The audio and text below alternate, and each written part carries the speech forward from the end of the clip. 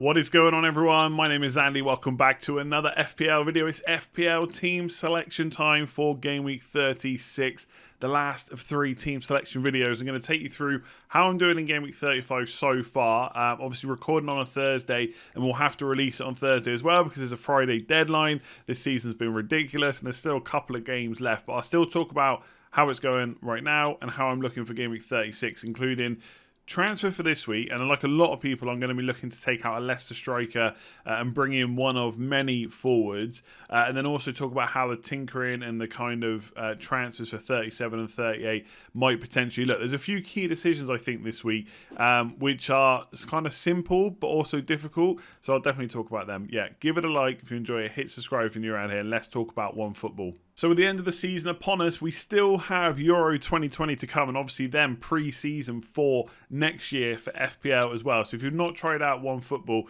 do give it a go. There's a link in the description below, completely free to download. So give it a try, help support the channel at the same time. And it's got a bunch of stats, right, in the live ticker section of each match. So I was just looking because a lot of people are thinking about Bamford and Antonio. So Leeds United's Patrick Bamford has scored in 3 Premier League matches this season against sides he's formerly played for in the competition. So twice versus Palace and once versus Burnley. So it's looking pretty good. Although it says, for anyone that's looking at Dallas, Leeds haven't kept a clean sheet in any of their last 9 away Premier League games. So there's a whole bunch of stats. You should see it there as I go quite dark. There you go. There's a whole bunch of stats, and that's for every single game as well. So every single match in the Premier League, which is what you need. So if you want to give it a download, link in the description below, completely free. Give it a go. Okay, so the free hit has gone fairly well, but as every FPL manager, I'm not completely happy with a few different things. One of which is kind of bad luck. The other couple are probably my, I wouldn't necessarily say bad decisions, but now I think about them in hindsight, I'm not completely happy with them at all. So I'm on 91 points, so hopefully I'll hit the 100 after tonight's games. We've still got Villa and Everton and Man United and Liverpool to play, and I've got at least 5 players for that, you would hope. At least 5 players that are going to get minutes, you'd assume. My rank has gone to 1,898. So before this week started, I was on like 3,200 and something. And I wanted to have my rank, which obviously would have been about 1,600. So I'm not far off it. Tonight is really going to be the difference maker, obviously, now, because it's the only games we got left. One quick thing before I talk about the whole team. Look at that bench. I put in the amount of points they got this week. That is 42 points on the bench. Now, I'm not too worried about it. It was a free hit team. I never expected them to play anyway. But pretty mad, especially Smith Rowe in particular, because I know there's a few people I've seen on Twitter that played like Lingard ahead of Smith Rowe this week, which is absolutely gutting. In terms of the team, right, Harry Maguire, I'm so frustrated about. He has played, and I've said this already on Twitter and videos this week, he has played 76 league games in a row, right? So 5 of them were for Leicester, the end of Leicester's season before he left, and then the other 71 have been for Man United, not missing a single minute. And then the first game of a triple game week, he goes and gets injured, and people were saying, well, he wouldn't have played 3 games anyway. Solskjaer literally came out and said, if he was fit, he would have played against Leicester. I said this before the deadline, that the whole thing about Solskjaer saying he won't be able to play every minute is not the same as saying he can't start every game. And then he goes and gets freaking injured. I could not believe it. And also, by the way, didn't get a clean sheet because Traore scored an absolute worldie. Like, Villa did not trouble Man United really at all, I didn't think, in that game. But just that absolute worldie of a goal from that left-hand side, and he puts it in the top right corner.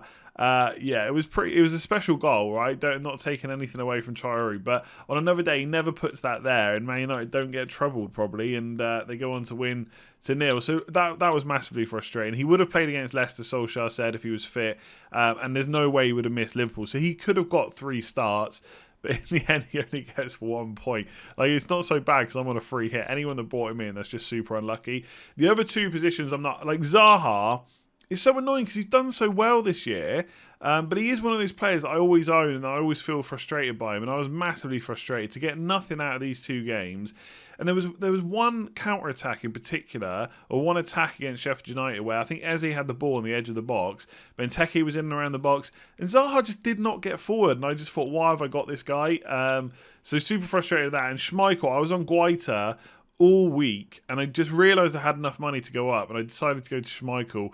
Mendy getting an 11-pointer and Guaita getting a clean sheet just made it worse. So Schmeichel, not a good pick, although I don't think most people thought they were going to concede 4 to Newcastle, right? So it was a mad game week.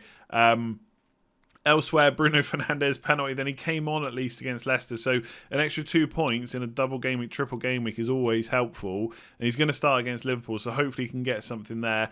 Greenwood I don't think is going to start against Liverpool, but he'll come on, I'm almost certain of it, so there could be more points for him. And then I've got Robertson, Trent, Salah, and Calvert-Lewin to go. So overall, really happy with it. It'd be nice to already be on 100, but hopefully we get there tonight. Vardy, I'm looking forward to selling him, I think. He hasn't been great. I kept him on the free hit. To be honest, when I think about what I would have done instead, like, if I hadn't gone for Zaha, I would have put Castagna in and gone 4-3-3. Well, he did nothing either. I think he even got less points than Zaha. If I'd gone Vardy to Mane, which I did consider, and I've not seen what Mane gets against Man United yet. Obviously, that would have been better, but I would have had to drop one of Robertson or Trent, and I would have gone to Castagna. So I'm probably not going to be down a massive amount of points on that. But overall, free hit, nice. I'm back into the top 2K. Can I hold on to it? Hopefully. I want to get to at least 1,600 this week, and then we push on for the final 3 weeks. Let's have a look how Game Week 36 is looking. So recently, it feels like I've made quite a few defensive transfers. But I didn't do that at the start of the season. I kind of just trusted the players I had. And I think I'm going to do the same for the rest of the season. Now, I'm not saying in 37 or 38 I won't make a goalkeeper or a defender change. Right? I'm not ruling it out completely. But most of my team is okay. So Trent Alexander-Arnold, 3 games left. I'm just looking here. So West Brom away, Burnley away, and Palace at home, right? 1 or 2 clean sheets there. Feels pretty good. He's also very attacking.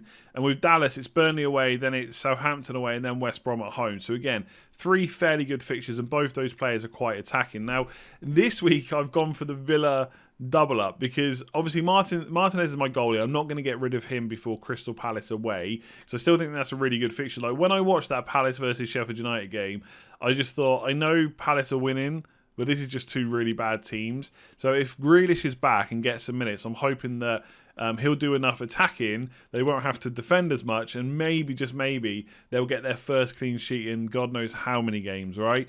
So Martinez definitely stays. The question is, do I double up with Konza, or do I go for Burn, who's got West Ham at home, or Dawson, who's got Brighton away? And I just think because I've got West Ham attackers, I probably don't go for Burn. And then Dawson against Brighton, again, I'm just not quite convinced he gets a clean sheet there. If Declan Rice happened to be fit, that's a different story.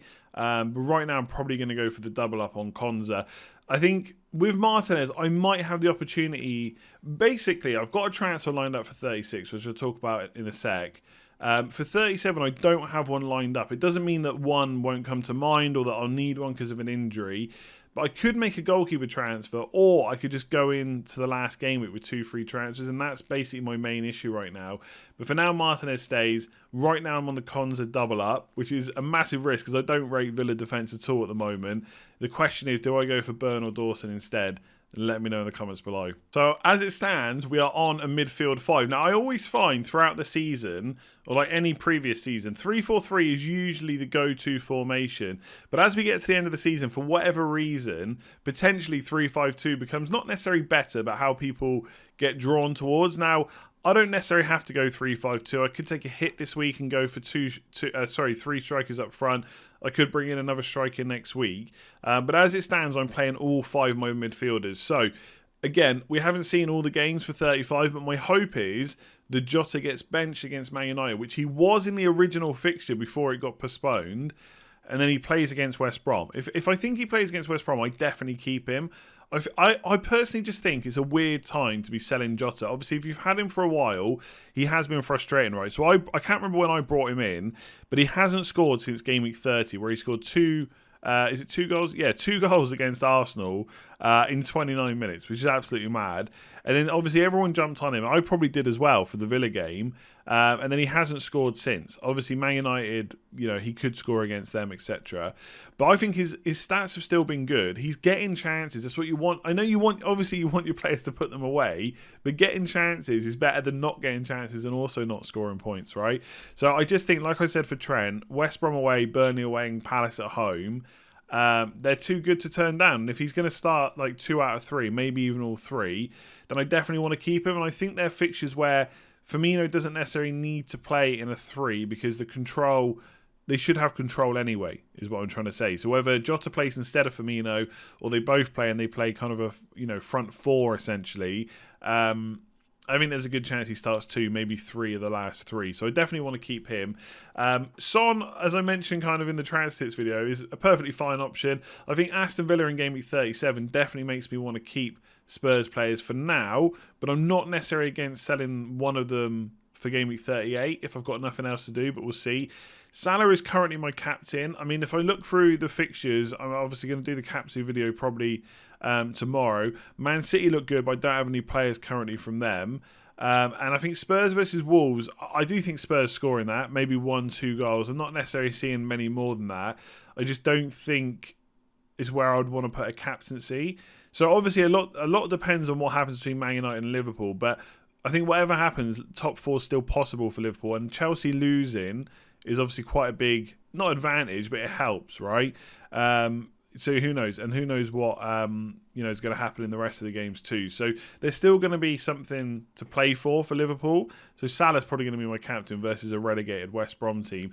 Jesse Lingard, yeah, was never going to keep it up. His stats are okay. They're not amazing or anything like that. But the fixtures are still good for West Ham. Brighton away, West Brom away, Southampton at home. Very similar to Leeds fixtures, to be honest.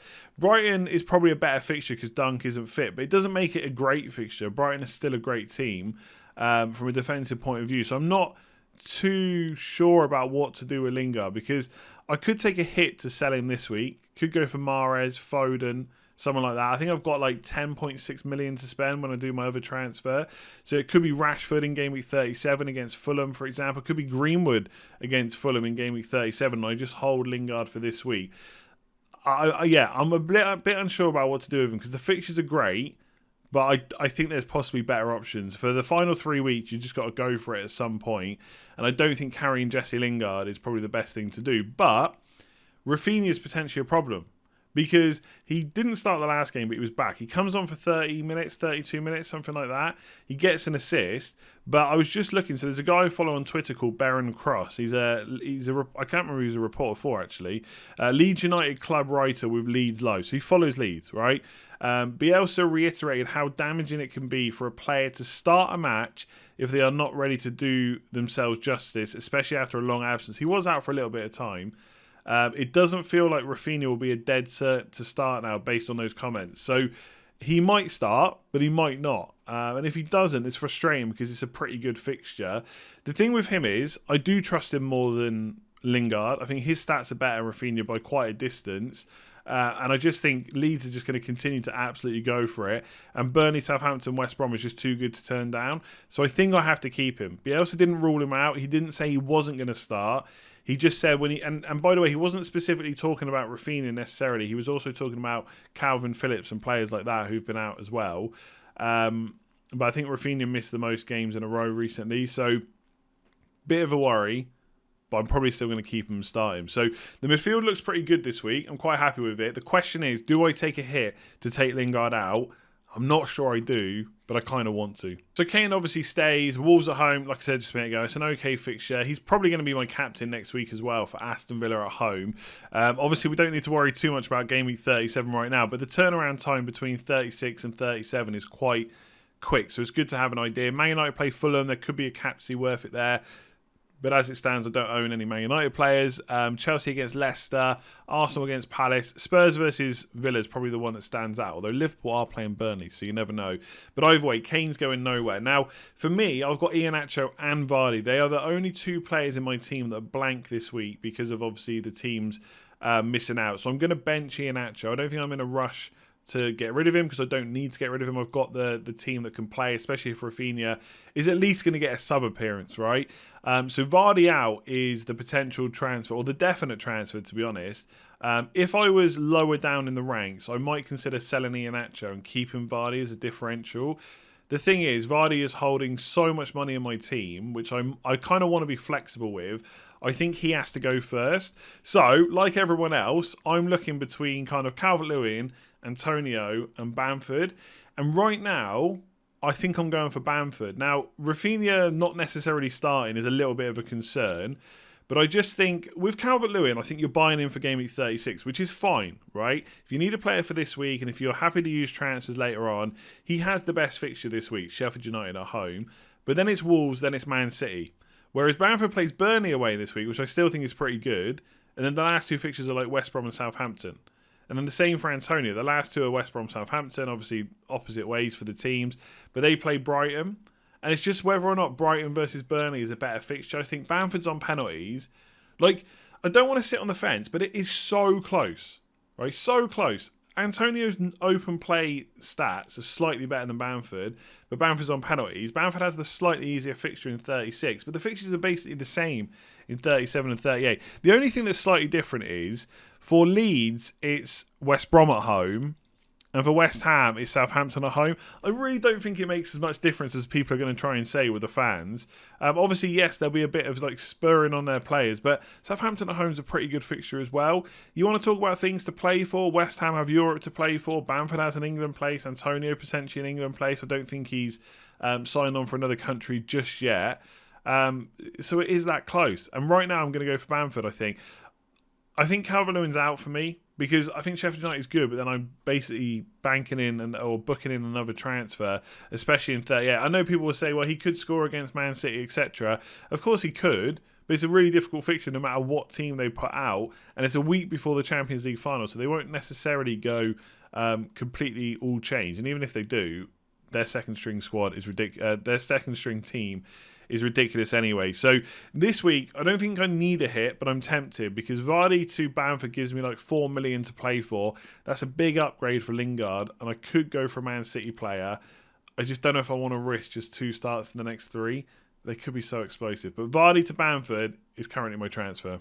Okay, so everyone loves a little bit of a tinker, so I am going to do that with my team. So this is the Game Week 36 team. You've just seen it, etc.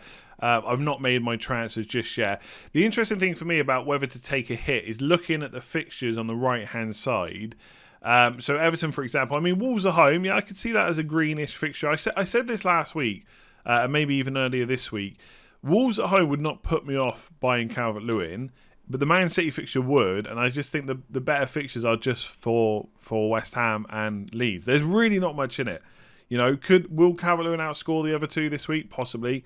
You know, does Bamford and Antonio have a chance of outscoring Calvert-Lewin? Of course. So I'm probably not going to go for him. Like, obviously, Liverpool's fixtures are great. I've already got 3. I don't think it's worth using transfers to ship Jota to Mane or to Robertson or anyone like that. Sheffield United's fixtures are good, but come on, let's not even talk about that. And then Man City, the other one. So Newcastle away. I mean, Everton at home, I definitely wouldn't have as a bad fixture. I think that's perfectly good for Man City. And if Mahrez and Foden play Newcastle then Everton, it's great. But will they? I don't know. So my transfer is probably going to be Vardy to Bamford. So I'll put that in. And this is how the team looks like for this week, right? And I've got 4.2 million in the bank. So I basically can go from Lingard to anyone up to 10.7, which is pretty much covers anyone that I would want to bring in anyway. But I think, I just feel like, my best play is just to wait till 37, not take the hit in a week where people are going to struggle to get 11 out, are potentially going to have to take massive hits to do it, which is fine, by the way. I think people taking hits last week, this week, to cover a really non-ideal situation was fine. But for me, the advantage of using the free hit wasn't just for a good score in 35. It was also that I didn't have to take loads of hits this week. So I think I can go in with this team. Now, the beauty of this is I can then change it to Game Week 37 at the top. That is a drop down here, by the way, but for whatever reason, it doesn't record on my software. And obviously, then we've got problems with Martinez and Konza. But Konza would come out and Dawson would go in. And this is where trust comes in. Do I think West Ham are going to get a clean sheet there? Possibly. But I don't think it's worth using a transfer for West Brom away. I think I just play him and hope for the best. Trent against Burnley, Dallas against Southampton. And again, the rest of the team looks pretty good. Again, I'm going into 37 with a free transfer. Who do I go for here? Like, if I go for Rashford, for example, Fulham at home, or Greenwood, right? Do they both play in 38 as well? Greenwood maybe got more chance because I don't think Greenwood right now, and it is close, is in Man United's best 11. I think for the Europa League final, if everyone's fit, the front like 6 will be Fred and McTominay, Pogba on the left, Fernandes in the middle, Rashford on the right, and Cavani up top. I don't think Greenwood gets into it. So he could play 38 as well, which is Wolves away. So it's okay. So yeah, do I want to do Lingard out for a player that might not play in 38 when he's got West Brom away? I don't know if I do. Now look around the rest of the team. Son and Kane have got Villa. That's their best fixture left for the season, in my opinion. Rafinha and Bamford have got Southampton, which I just talked about a lot. Salah's got Burnley, so I won't captain him, but he's still a great option. There's not really a transfer I need to make here. And if I look at the good fixtures, West Brom already own players. Spurs already got players. I mean, I could go Lingard to Bale, for example. I'm not against that. That's a possibility. Newcastle, Wilson's out, so it doesn't matter. The other option is to do Iheanacho for someone like Antonio. And apologies if you can hear that outside, by the way. Super frustrating, that's just started. And bench Lingard for Antonio. But I just feel like that's doing a transfer for the sake of it almost. So I'm going to reset that and get rid of Antonio. So then instead, I can go into Gameweek 38 with this team. Obviously, Konza comes out again for Dawson for Southampton, for the Southampton at home fixture. And then, again, my team looks okay. Jota's got Palace, Lingard's got Southampton, Rafinha's got West Brom. They've all got really good fixtures. So either I make a transfer in 37 and maybe take out Martinez, in which case, if we go back to 37 with 2 good fixtures left, I can't go Leeds goalkeeper, but I could go for Edison maybe against Brighton and Everton. It's a potential option, or I go into Gameweek 38 with 4.2 million in the bank and 2 free transfers. I think then I can do something maybe interesting, excited, maybe boring. Maybe I just do a goalkeeper transfer and burn my other transfer. I don't know, but right now that's my plan. I think Vardy to Bamford gives me 3 good fixtures, and it leaves me flexible with 4.2 million in the bank for the last couple of games, where maybe I do go for Rashford for 37, then switch him to Bale or Foden or Mahrez or whoever it is in the last game week. But I think that's how I have to play it. I think it's good to have a plan, but right now, to be honest, for 37 and 38, I don't really have a locked-in one. I'm basically going to wing it, and that's not necessarily the best option for how to play FPL, but right now I think it kind of is. Don't take a hit in 36, then reassess for 37 and 38, and just try and go out with a bang. Let me know if you've got a different plan or if there's any players that I've missed in the comments below. So there we go. That is it for this one. Thank you very much for watching. Please do give it a like and hit that subscribe button if you are new around here. And yeah, let me know if you've got any transfer plans that I've missed out. I know it's quite boring just doing just no hit. You know, Vardy to Bamford and then just winging it. But sometimes I think that's probably the best play. And who knows, maybe there'll be some injuries in tonight's match that will make me rethink. Maybe Jota will start and then I'm thinking, well, I've got Lingard I don't like. Rafinha might not start. Jota might not start, but I think I'm probably going to be okay. So I'm going to leave it as it is, but let me know below if you've got a better idea. Don't forget to download OneFootball if you haven't already. Completely free, loads of stats and stuff absolutely there. And like I said, just click that link in the description below. And lastly, a big shout out to everybody that's on Patreon, patreon.com/letstalkfpl. Again, links to this in the description along with everything else if you want to follow me and all that good stuff. I will be doing some Euro 2020 fantasy content. A lot of people have asked about that. It'll probably be when the season's ended, the FPL season that is, but I might do something before, so keep an eye out for that. And yeah, game week preview, that was supposed to be out yesterday. I had issues with my internet. My ISP went down, so I didn't have a chance to do that in the free hit video, so there might not be a game week preview video this week, which I do apologise for, but I think captaincy tomorrow and deadline stream is probably going to be the way I go, but we'll see. Who knows? Thanks for watching. Give it a like, hit subscribe, and I'll see you soon.